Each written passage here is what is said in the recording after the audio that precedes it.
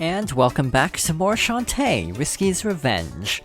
So last time, we collected the third magic seal, but found out that Risky Boots and Grotty Tops have kidnapped Uncle Mimic.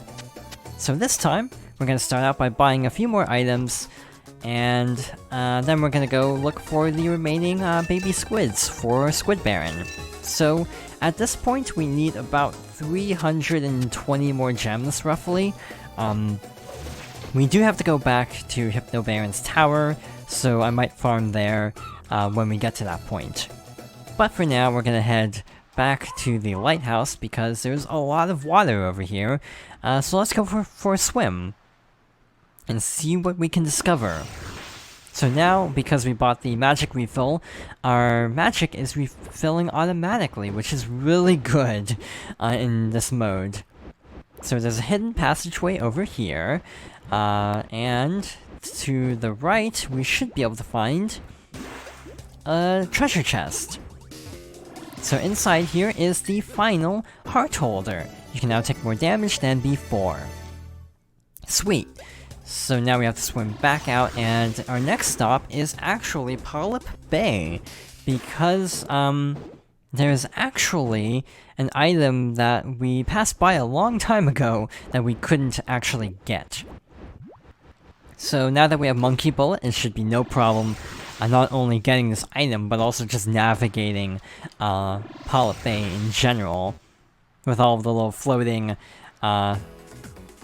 platforms moving back and forth. We can actually make this a lot easier by just using Monkey Bullet to just zip across. Case in point, I'm gonna jump up here and do this.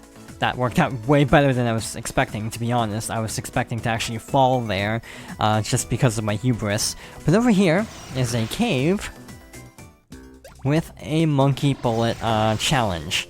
So the tan blocks indicate what you want to Monkey Bullet off of. This one is a little scary, because you have to like slide off the side.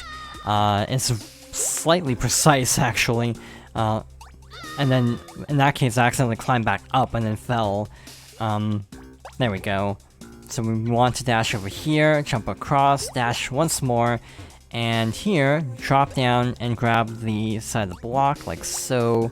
And then shimmy down, and there we go. So we have another magic gem. I'm pretty sure we're supposed to just Monkey Bullet from the top block there. I'm just gonna fall, though, to speed this up. But we're not done yet at Polyp Bay, because there's actually more to do to the left. That was really dangerous. So Monkey Bullet, again, is really overpowered here. We still have to wait for this platform.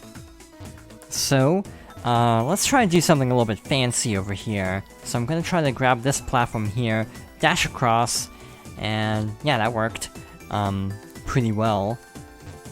And there we go, we're at the save point.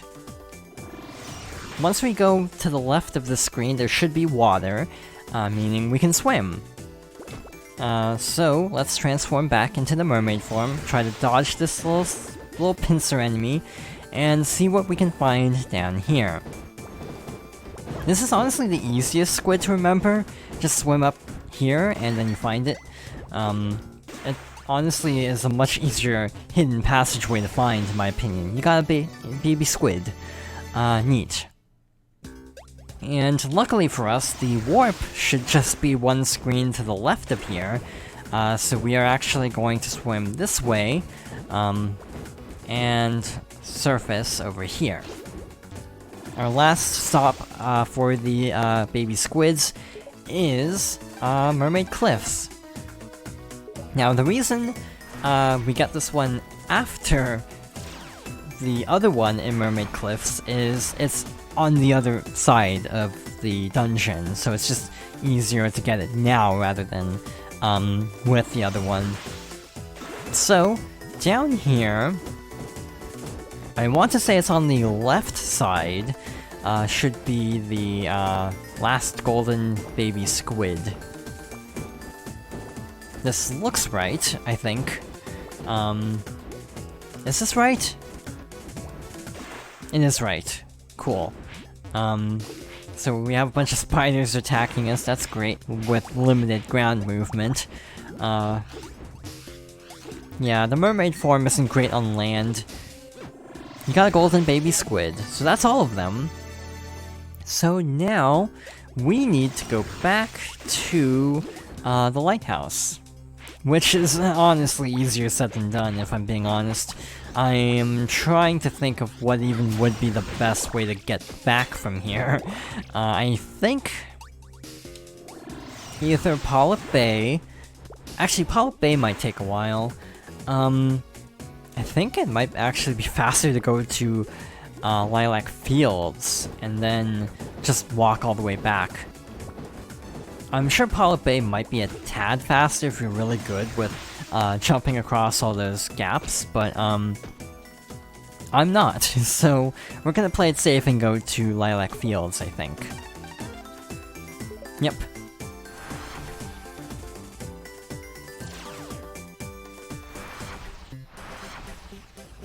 So, we're heading back to Scuttletown once more. I'm not gonna do a shop run this time because we don't have that many magic jams. I think we only picked up one, so I think we're gonna save that for a little bit later. Once we have the remaining 3, I think. I think there were 3 more. Alright, so we're gonna jump back here and deliver the babies to Squid Baron. So, overall, I feel like this playthrough was a lot more difficult than I thought it would be. I've definitely had a lot of recording failures because of just having a tough time getting through here. You've done it! You found all 3 of my babies. I'm fit to burst! Well, genie girl, a deal's a deal. Come on, kiddos, whoever has the artifact, give it to the nice lady.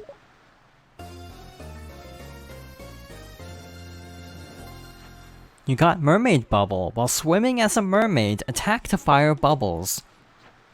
With that thing, you can fire bubbles in mermaid form.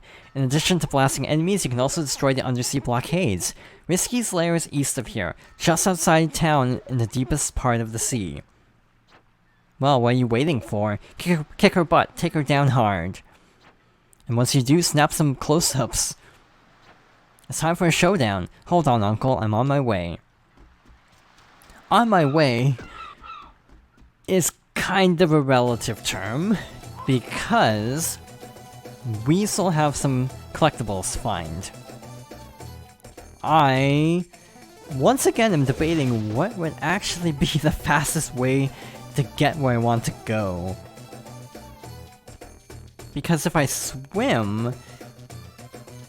Like, I'm trying to think of where the warp statue is in Mermaid Cliffs in comparison to the dungeon, and I feel like it's really far away, so I actually might be better off just walking. This might also be a mistake, just walking there. So let's try this out. I want to see if this water area here connects all the way to the other side of the water, because if it does, then that makes my life a whole lot easier. It does. So over here should be the Scarecrow Bridge, and then the save point, and then the tower. So we want to skip saving for now, and the magic jam is really far into this dungeon. This is probably my least favorite magic jam to actually get, now that I think about it, because of how much of a procedure it is to actually get this. So it was in the room, I'm pretty sure, with the actual transformation. That was a ways into this dungeon. Like, I'm also not sure if we have to do the puzzle again. I mean, the doors are unlocked, but I'm not sure if I actually have to go and find the combination again. But while we're here, I might as well grab the remaining 300 gems we need. So it works out that we have to come back here anyway. I'm pretty sure, actually, I could have gotten their 300 gems and still had enough room in my inventory. I thought I would actually need like more like 1,000, and that's part of the reason I didn't want to collect gems, since I wanted to spend some first. But it turns out I'm pretty sure I would not have needed to do that, after all. So I'm pretty sure the eyes need to be closed. So gotta jump up here, hopefully not take too much damage, but there are hearts along the way. And get this last magic gem over here. Alright, the fact that you basically lose jump height whenever you take damage is kind of difficult to deal with at times, I find. I'm dangerously low on health, but I'm also stubborn to heal, so this might be a mistake, but I'm gonna go for it anyway. Hey, it worked out, somehow. I'm actually a little surprised that worked out. Oh yeah, this room. Maybe I should have used a potion. Oh boy. Oh boy indeed. That actually worked pretty well. Alright, here we are. Health, thank you. So, gonna grab everything we can here, and, right this platform up. Again, I'm not entirely sure how this works. If we actually need to, get the combination again, or if we can go straight there. I hope we can go straight there, because that would make things a lot easier, but maybe not. This is actually the wrong way, but gems, so I guess I can't complain too much. There we go. That's more like it. Please tell me the door is still open. It's still open, thank you. So in here, we have a magic and health refill again, and there's that chest from earlier. Actually, because we're not even close to being to the end of this part, I might actually farm later, just for the sake of time. Because there are other spots to grind, and we do need to go to a place that actually works pretty well, so I might actually skip doing this for now, and grab gems in an alternate spot. Either way, another magic jam. At this point, we only have magic jam as collectibles, so it's pretty easy to guess what everything is gonna be. So with that, we should have 4 more to go. So yeah, smooth sailing. I will say while I'm here, since I'm at this point of the dungeon, I might as well just do this. And grab a few extra gems. I'm not sure what happens if you put the eyes the other way. I don't think I've ever tried that. By the way, also Pike Ball is good for this because it breaks all the jars very fast. But yeah, we only need like 250 more, so that's not gonna be too bad to take care of anywhere basically. But might as well break all jars and pots on the way over. As we make our way back, I feel like I should mention that you definitely want to stock up on healing items normally, let alone in magic mode. It's honestly not an easy final boss, from what I recall. Again, under normal circumstances, so we want to be pretty well stocked. I might actually buy extra potions and get more than just like 530, and then just really stock up on potions to be on the safe side. I kind of wish this game found other ways to extend its runtime outside of backtracking. That is a legitimate complaint I do have with this. There was a bit too much backtracking. Like, I get that it's a Metroidvania, and to some extent they do find ways to make it faster to get through certain areas, but still, it can be a bit of a chore at times, having to go exceedingly like 3/4 of a way into a dungeon just to get one item, and then backtrack all the way out. I should also mention that, to my understanding, the 100% best ending time is different than the any percent speedrun time, which is actually really helpful.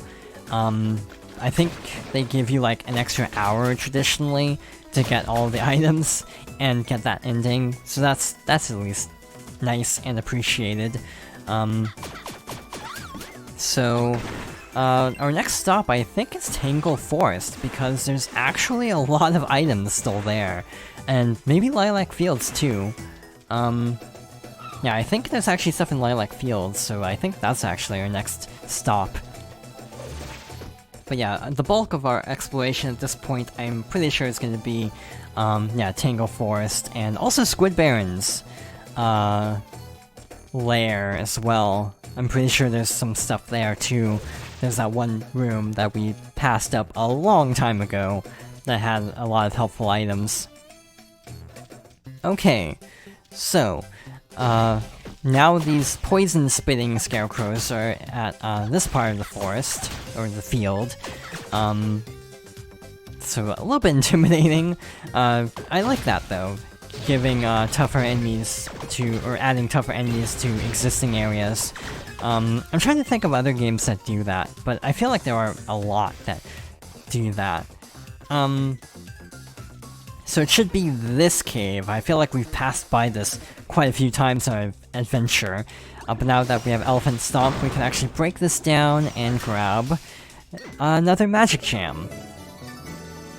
So also a reminder that the enemies in Tangle Forest, a lot of them drop, like, 5 gems each. So this type of enemy here, so if you need to farm, one thing you could do is just repeatedly enter and exit this cave, now that one spawns right here.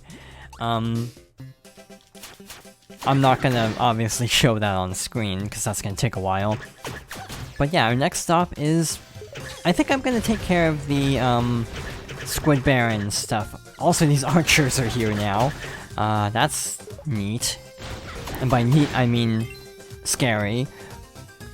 So yeah, we're gonna make our way through Tangle Forest, hopefully in one piece.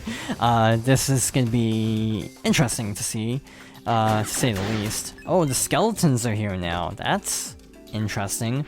You're definitely intended to backtrack, since they definitely beefed up the difficulty quite a bit here.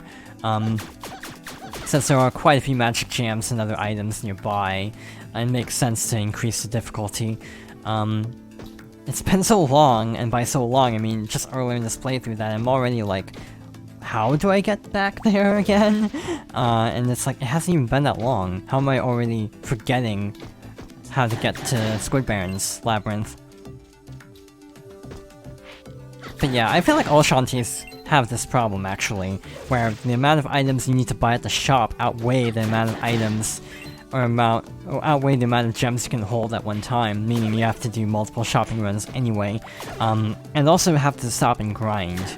I am not the biggest fan of grinding, especially on a time limit. Half Genie Hero actually has a glitch that makes it easier though, thankfully. But with that, we are going to get the remaining collectibles next time. There's really not much left. And then head to Risky Boots' lair. So, thank you for watching, and I hope you'll join me next time for more Shantae, Risky's Revenge.